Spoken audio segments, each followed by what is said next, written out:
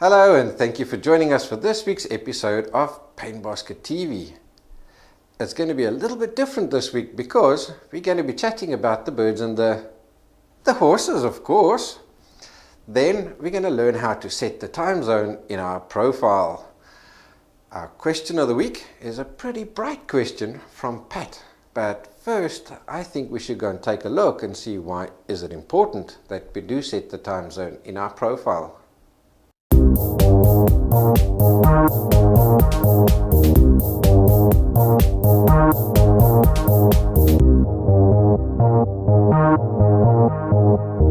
If you click on the live button on your remote control, you will see the schedule for the next few lessons of our free oil painting course. Click the plus button to see what each lesson is about.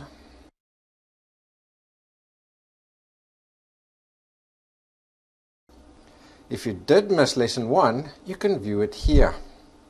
To make sure you don't miss out again, we have listed the most common times in each lesson's description. But I also want to show you how to set your time zone in your profile so that you can always see our event times correctly.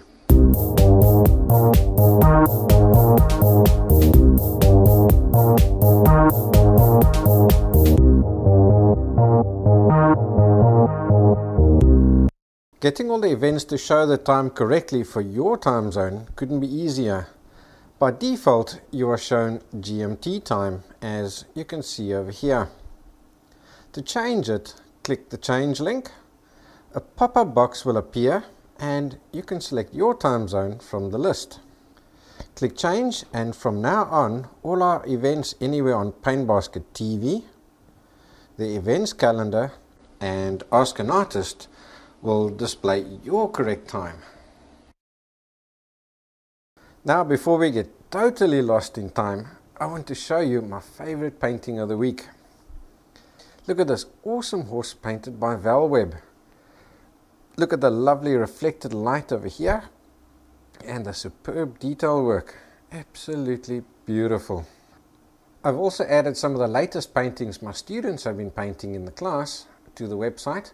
So if you want to go and look at what my students have been up to, the link is in the resources box below. If you think painting trees is for the birds, then our tip of the week is just for you.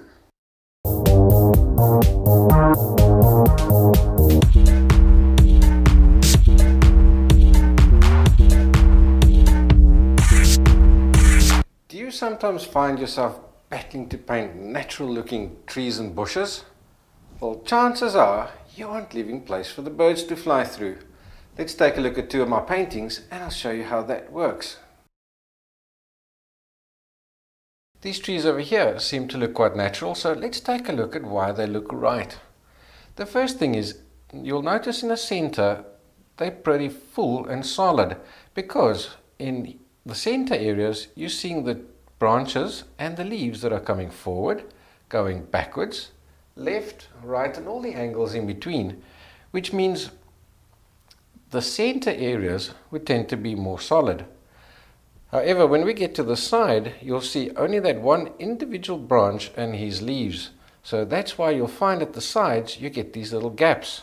Now those gaps is where the birds fly through, so you'll find, depending on the type of tree or bush that you're busy painting or drawing, it's going to have more or less place for the birds to fly through. So look at the bush and the tree you're busy with and see how much space you need to leave for the birds to fly through. As an example, if you take a look at these blue gum trees over here, you'll notice that they got long empty branches and just a little clump of leaves on the end. So with a tree like this, you'll naturally get a lot more place for the birds to fly through. Our question of the week this week comes from Pat, who asks, if I'm working from a photograph, how do I know that the lighting is going to make a good painting? Well, Pat, it's a really bright question, that one, so let me show you what to look out for.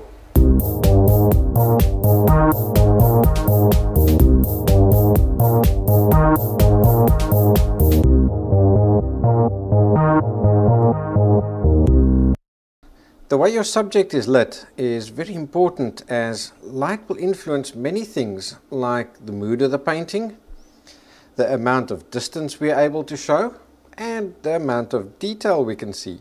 Let me show you a few examples to illustrate. Let's say we want a soft, dreamy look to our painting. Then we would have to choose a photograph with soft and even colored lighting, like you can see here. On the other hand, if we want a more dramatic effect, we will choose a photograph where the lighting is more from the side to give us maximum contrasts.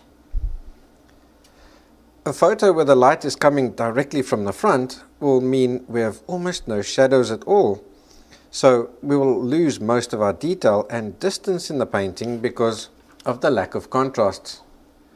A similar situation happens when the light is behind the subject, like in a sunset. If you're looking for a picture that has the full range of tones in it, then your optimal lighting angle is 45 degrees to the side and 45 degrees from above. As you can see in each of these cases, we can still make a really good painting out of them. So Pat, unfortunately, this is one of those cases where the answer to your question is actually another question. What effect do you want to achieve in your painting? Now that we know what to look out for, let me go and show you a pretty cool website. There you can find tons and tons of free photographs that you can use in your paintings.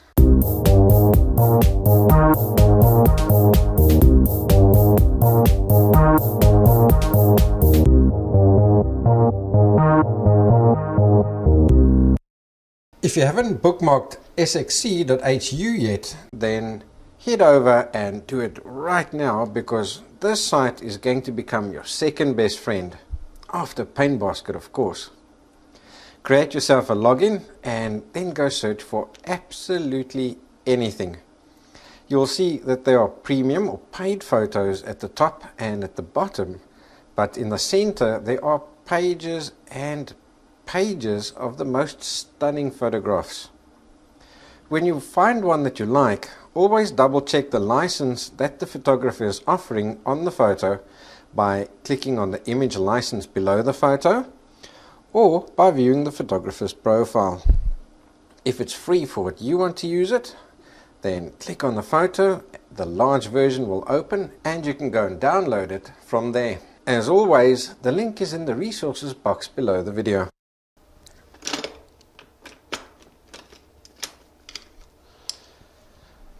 That's all I've got for you today, so I'll see you in 2 days' time at the live show.